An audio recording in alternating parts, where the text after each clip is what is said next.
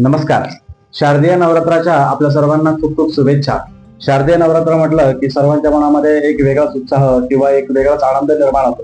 या शारदीय नवरात्रामध्ये 2025 जे शारदीय नवरात्र आहे हे 22 सप्टेंबर दिवशी ते शारदीय नवरात्र म्हणजे घटस्थापना आपल्याला घरामध्ये करायची आहे. ते घटस्थापना करत असताना त्याला विशेष कुठला मुहूर्त आहे का, केवळ एवढंच असं काही मुहूर्त आहे की त्यावेळेस प्रतिभाता संपते, तर असा कुठलाही विशेष मुहूर्त नाहीये.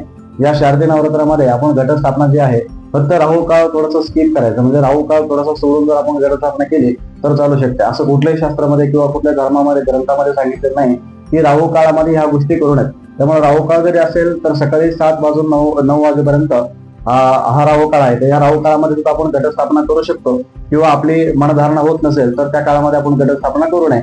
तर बऱ्याच लोकांचं अशी मान्यता असते की आम्हाला असे झालंय, म्हणजे सुतक आलंय, तर सुतक आल्यानंतर घटस्थापना बसवता येत नाहीये, किंवा घटस्थापना कुठेतरी खंडन होते, किंवा वृद्धी आली आहे, कुठेतरी बाळ जन्माला आलंय आणि जशी आनंदाची वृद्धी पडते ती वृद्धी आली आहे आणि आपल्याला घरामध्ये घटस्थापना करता येत नाहीये.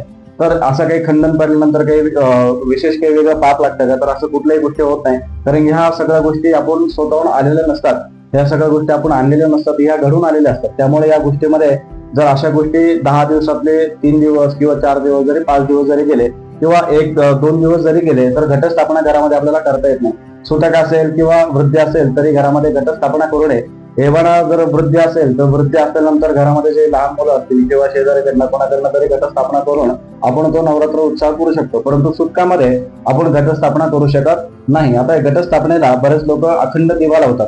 अखंड दिवा लावण्याची प्रथा भरपूर काळापासून किंवा भरपूर वर्षापासून चालू झालेली आहे. तर अखंड दिवा म्हणजे काय की देवांच्या डाव्या हाताला तेलाचा दिवा आणि देवांच्या उजव्या हाताला तुपाचा दिवा असं शास्त्रामध्ये सांगितलेलं आहे. त्यामुळे घटस्थापना करत असताना रोज नवीन माळ बदलणे किंवा नवीन हार फूल किंवा नवीन पूजा नित्यनेमाने सकाळ आणि संध्याकाळी घटस्थापनेची पूजा किंवा देवीची पूजा करायला सांगितलेली आहे. नक्कीच आपण घटस्थापना स्थापना करत असताना देवीकडे प्रार्थना करून आपल्याला हव्या त्या गोष्टी मागायच्या, कारण की या 9 दिवसामध्ये सर्वात देवीचे प्रभावी नवरात्र कुठलं सांगितलेलं ते नवरात्र म्हणजे शारदीय नवरात्र. शारदीय नवरात्र हे संपूर्ण भारतामध्येच उत्सव याचा साजरा केला जातो. त्यामुळे नक्कीच आपल्याला घरामध्ये घटस्थापना करायची आहे. सुतक असेल वृद्धी असेल तर घरामध्ये घटस्थापना करायची नाहीये. अखंड दिवा लावत असताना घरामध्ये देवाच्या डाव्या हाताला तेलाचा दिवा आणि देवाच्या उजव्या हाताला तुपाचा दिवा असं या शास्त्रामध्ये सांगितलेलं आहे. धन्यवाद.